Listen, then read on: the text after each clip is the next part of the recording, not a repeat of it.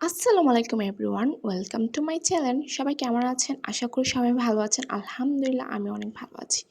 এগুলো হচ্ছে আমাদের গাছের শাক। নিচ থেকে আব্বু কেটে নিয়ে আসছে। আর আজকে রান্না হচ্ছে দুপুরের জন্য ইলিশ মাছ, আ ছড়া কচু দিয়ে, অনেকে গাঁটি বলে। আমরা ছড়া কচু বলে অভ্যস্ত। তো মাছগুলা কেটে ভালো করে ভেজে নিয়েছে। তারপর সেম কড়াইতে তেল দিয়ে ছড়া কচুগুলো দিয়ে সামান্য হলুদ আর পরিমাণ মতো লবণ দিয়ে ভালো করে ভেজে নেওয়া হচ্ছে।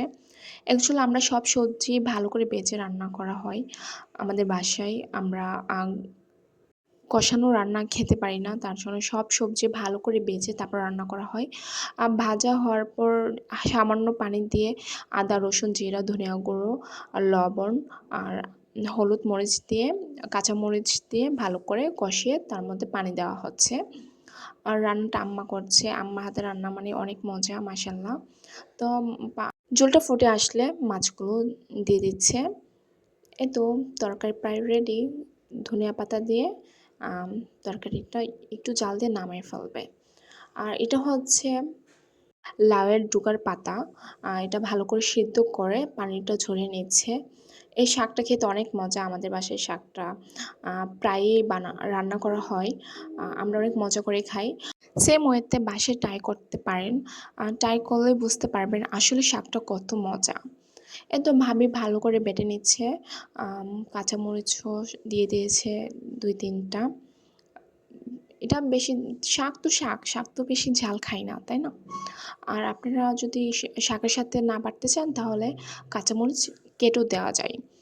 তো বাটা শেষ হওয়ার পর ভাবি ভালো করে শাকটা তুলে নিচ্ছে। সুন্দর করে তুলে নিচ্ছে ভাবি। আর লাগবে রসুন লাগবে বাগার দিতে। তো বেশি করে তেল দিয়ে রসুনগুলো দিয়ে দিবে। দিয়ে ব্রাউন কালার করে ভাজতে হবে। এই শাকটা যেদিন রান্না করা হবে ওইদিন আমাদের সবারই ভাতের পরিমাণটা একটু বেশি রাখতে হয়। কেননা আমরা সবাই একটু ভাত বেশি খাই। ব্রাউন কালার হওয়ার পর শাকটা দিয়ে দিচ্ছে। শাকটা দিয়ে একটু ভালো করে এভাবে মিক্সড করে নিতে হবে। একটু টাইম লাগবে ভাজতে। একটু না, অনেকটাই টাইম লাগবে। একটু ধৈর্য নিয়ে ভাজতে হবে, সুন্দর করে ভাজতে হবে। তাহলে খেতে অনেক মজা হবে। তারপর পরিমাণের মতো লবণটা দিয়ে দিচ্ছে। অ্যাকচুয়ালি লবণটা কম দেওয়াটাই বেটার। পরে দেখে আবার লবণটা দেওয়া যাবে।